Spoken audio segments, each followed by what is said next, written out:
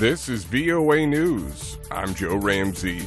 A suicide bombing at a political rally on Pakistan's border with Afghanistan has killed at least 44 people and wounded nearly 200, AP correspondent Lawrence Brooks reports. Supporters of a hardline cleric and political leader were gathered for a workers' convention in the country's northwestern Bajur district when the explosion took place. The critically injured have been airlifted to the city's main hospital. Among those killed is the local chief of the Islamist Jamiat Ulama-e-Islam party, while other current and former lawmakers escaped unhurt. No one has immediately claimed responsibility for the attack, but the Islamic State group operates just across the border in Afghanistan. I'm Lawrence Brooks. Leaders from the West African regional bloc ECOWAS, meeting at an emergency summit on Sunday, gave Niger military leaders 1 week to reinstate ousted President Mohamed Bazoum or face financial and travel sanctions in a no-fly zone to and from Niger. Take all measures necessary to restore constitutional order in the Republic of Niger. Such measures may include the use of force. Gambian diplomat Omar Touré, the president of the Economic Community of West African States. The military coup in Niger has been widely condemned by neighbors and international partners, including the United States, the United Nations, the African Union, the European Union, and former colonial power France. African leaders have left 2 days of meetings with Russian President Vladimir Putin with little to show in response to their request to resume a deal that kept grain flowing from Ukraine and to find a way to end the war there. This is VOA News.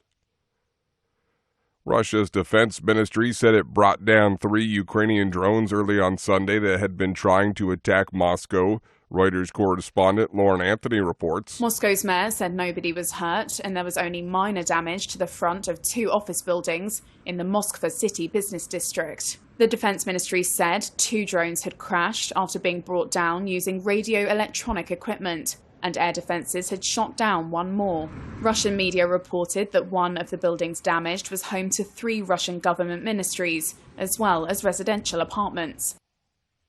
Reuters correspondent Lauren Anthony.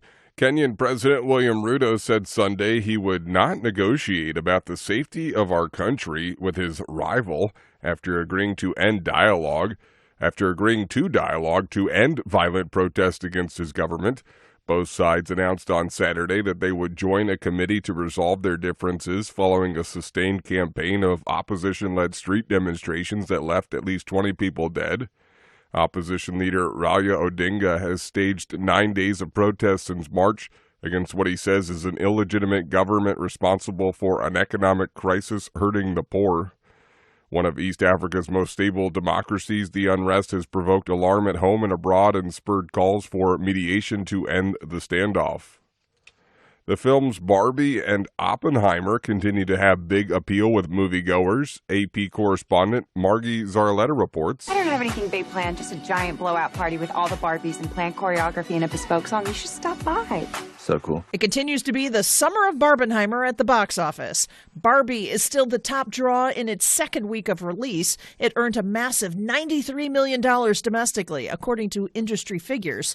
Oppenheimer also stayed strong in its 2nd week of release with an estimated $46.2 million. Haunted Mansion debuted in 3rd place with Sound of Freedom in 4th. Mission Impossible Dead Reckoning Part 1 is 5th. I'm Margie Zarletta. Salvage crews have started towing a burning cargo ship loaded with thousands of new cars to temporary anchorage location off the northern Dutch coast after smoke from the stricken vessel eased.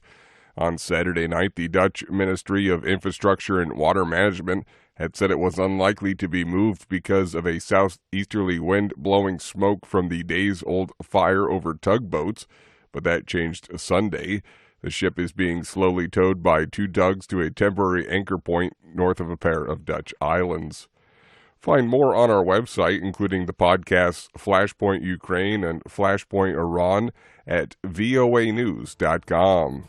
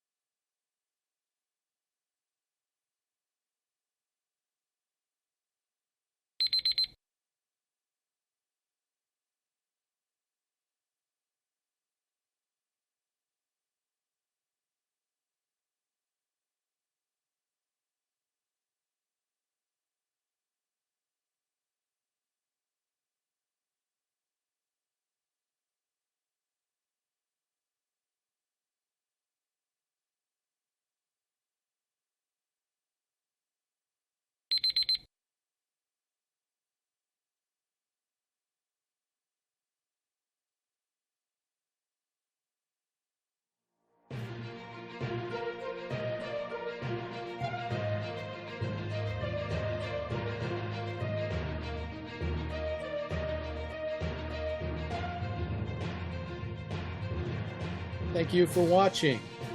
Can you do me a favor? Please leave a comment in the comments section below. That would really help. Thank you, and see you again soon.